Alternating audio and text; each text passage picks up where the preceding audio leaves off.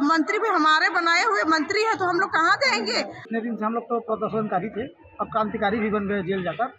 तो बोलते हैं कि मैं किसी विभाग का नहीं हूँ, ना ही मैं मतलब गृह विभाग को देखता हूँ, मैं किसी विभाग को नहीं देखता। इतना फोर्स लगा दिए कि पूरा कुत्ता गांव पे फोर्स मौजूद है सर मैं सरकार से यही कहना चाहता हूँ, सबसे पहले तो मैं जो भी शासन और प्रशासन है उनका धन्यवाद देना चाहता हूँ, क्योंकि इतने दिन से हम लोग तो प्रदर्शनकारी थे, अब क्रांतिकारी भी बन गए जेल जाकर। तो उनके लिए मैं बहुत ज़्यादा आभार प्रकट करना चाहता हूँ और धन्यवाद देना चाहता हूँ। और कहीं ना कहीं ये माना जाता है कि जो जेल जाता है उनका कारवां सफल होता है, तो हम भी उस कदम पे एक कदम और आगे बढ़ गए, हम भी जेल गए और कहीं ना कहीं उसका पॉजिटिविटी हमारे जो धरना चल रहा है उस पर पड़ेगा। सर अब कहीं ना कहीं ये शासन की तानाशाही नीति है, जिसके कारण लोग बाग अभी सड़कों पे धरना प्रदर्शन कर रहे हैं, प्रदर्शन स्थल पे प्रदर्शन कर रहे हैं। तो इसको सरकार को पूरे संवेदना के साथ इसको देखना चाहिए, समझना चाहिए कि आखिर में लोग बाग अपनी मांगों के प्रति सड़कों पे क्यों उतर रहे हैं। अब जेल तो जेल होता है सर, जानते तो हैं, जेल का खाना रहना सहना उनके पाबंदियों के ऊपर रहती है। और किसी भी आज़ाद आदमी को यदि जेल पे रख दिया जाए तो उनको बहुत सारी समस्याओं का सामना करना पड़ता है। वहाँ बहुत सारे और कैदी भी थे जिनसे लड़ाई झगड़ा इधर उधर सब वो लोग होते थे, परेशानी हमको होना पड़ता था।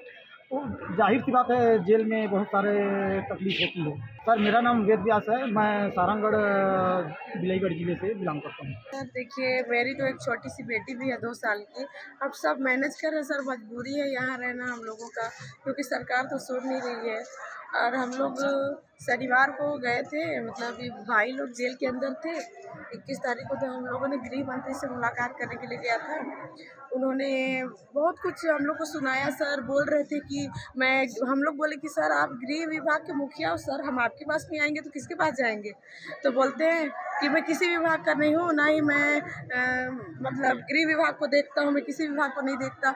तो सर मैं ये बोलना चाहूँगी, क्योंकि हम लोग का समस्या नहीं समझ सकते और हमारा वो विभाग है, हमसे वो बात नहीं करना चाहते, मिलना नहीं चाहते और कोई निराकरण नहीं करना चाहते, फिर उनको उस पद में रहने का कोई अधिकार नहीं है सर। उनको उनके पद से इस्तीफा दे देना चाहिए, ताकि हम लोगों का सही से काम हो और सही मंत्री बने, क्योंकि वो उस लायक नहीं है सर। हम लोग दर दर की ठोकर खा रहे हैं, इतना दिन हो गया आश्वासन और अब तो झूठ बोलने लगे हैं। बोलते हैं कि तुम लोग 5 बार कोर्ट केस हारे हो। अरे हमें बताए ना भाई, हम कब 5 बार कोर्ट केस हारे हैं।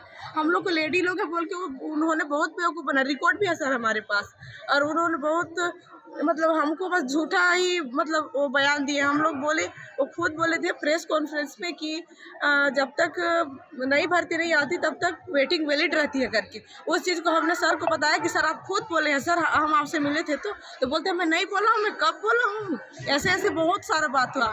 और हम लोग हर एक मंत्री लोग से मिलने गए हैं, जब गए हैं सब बोलते हैं कि आपके विभाग का जो हेड है, जो गृह विभाग का मतलब मुखिया है, वो जब मुद्दा नहीं उठाएगा तो हम लोग कैसे हाँ बोलेंगे। हमको बस उनके हाँ का इंतजार है। तो इस चीज़ को हमने उनको सुनाया तो बोलते हैं कि कौन बोल दिया, कौन मंत्री बोला, जो बोला है उससे लिखवा के लाओ ना। फिर ये विजय शर्मा कभी नहीं हटेगा पीछे बोल के, ये गलत है सर। हम अपने विभाग के ही को ना पकड़ेंगे सर, उन लोग हाँ में हाँ मिलाएंगे अलग बात है, लेकिन ये हमसे मुकर रहे हैं, ना हाँ बोलते हैं ना नहीं। मैं ये भी बोली कि आप लिखित में दे दीजिए, अगर आप हाँ बोलना चाहते हैं तो भी, नहीं बोलना चाहते हैं तो भी, क्योंकि दो महीने में हम लोग बहुत त्रस्त हो गए हैं छोटे छोटे बच्चों के साथ। अब बहुत सारे कठिनाइयों का सामना करना पड़ रहा है सर। तो आप हमको क्यों परेशान कर रहे हैं। आप नहीं भी बोल दीजिए ना तो भी हम धरना छोड़ के चले जाएंगे, लेकिन लिखित में दे दीजिए। तो बोलते हैं तुम लोग समझो ना, मैं नहीं बोल सकता। सर हम लोग तो फंस गए हैं ना इस चीज़ से। तो बोले सर यही तो हम लोग के लिए सिर दर्द बन गया, आप हाँ भी नहीं बोलती हो, नहीं भी नहीं बोलते हो करके। और हम लोग को मिलने भी नहीं दिया जाता है। वो कवर्धा की भाभी थी, उनके जरिए हम लोग मिले थे सर। तो बोलते हैं तुम लोग झूठ बोल के मिले हो करके। और वो कवर्धा से तो हम लोग साथ में सब मिले, उनको सीएफ के नाम से ही ना पता नहीं क्या हो जाता है, और सीएफ के नाम से ही हमको अंदर घुसने नहीं देते। अब मंत्री भी हमारे बनाए हुए मंत्री है, तो हम लोग कहाँ जाएंगे। हमारा दर्द दुख नहीं समझेंगे वो तो कौन समझेगा। जब वोट मांगने आते हैं तब तो पाँव पकड़ते हैं। अब हम लोग अपने काम के लिए जा रहे हैं, उनको हमारे बदौलत वो पद मिला है, फिर भी वो हमसे इतना घमंड क्यों दिखा रहे हैं सर? बताइए ना। हम लोग पढ़े लिखे युवा हैं, कोई बिना मतलब के हम लोग यहाँ बैठे नहीं हैं। हम योग्य हैं, हम लोग अपना मेहनत करके यहाँ पे आए हैं और हम खुद को उस योग्य मानते हैं, तभी हम उनके पास दर दर भटक रहे हैं, जाते हैं, शासन प्रशासन को गुहार लगा रहे हैं। हम लोग कोई भीख मांगने नहीं आए यहाँ। मेरा नाम सुनीता नारायण है, मैं जशपुर जिले से। सर उम्मीद तो बहुत है कि हमारा भी कुछ बात उठे कि हमारा 2 महीने से ऊपर हो गए, आज 66वां दिन है। 66 दिन पे भी यहाँ जायज़ा लेने के लिए कोई नहीं आया। बस शासन प्रशासन से पुलिस फोर्स लगा दिए गए हैं कि ये इस ग्राउंड से तूता धरना अंदर से बाहर ना जा सके, इसलिए कहीं भी जा ना सके, लेटरबाजी ना कर सके, कुछ भी। इसके लिए इतना फोर्स लगा दिए कि पूरा तूता गाँव पे फोर्स मौजूद है। सर हमारी मांगे हैं कि 2018 में सीएफ वेटिंग लिस्ट था, उसको क्लियर करना है। जो हमारे धरना स्थल पे बैठे हैं, हम उन्हीं लोगों को लिए चाहते हैं, पूरा 417 का नहीं चाहते सर। अभी तक एक लोग कभी नहीं हुआ है सर वेटिंग के लिए। यहाँ 100 से करीब हैं सर। गृह मंत्री से मुलाकात होता है, आश्वासन बस देता है। और अभी बीच में हम लोग जेल में थे, तो हमारे परिजन लोग गए थे, तो वो बोलता है कि मैं डायरेक्टली इस विभाग का मंत्री नहीं हूँ बोलता है। तो हम लोग तो सोच में पड़ गए हैं कि मंत्री कौन है, अपना इस्तीफा दे दे वो। फिर बोले कि मंत्री कौन है। मेरा नाम ओम प्रकाश राठौर है।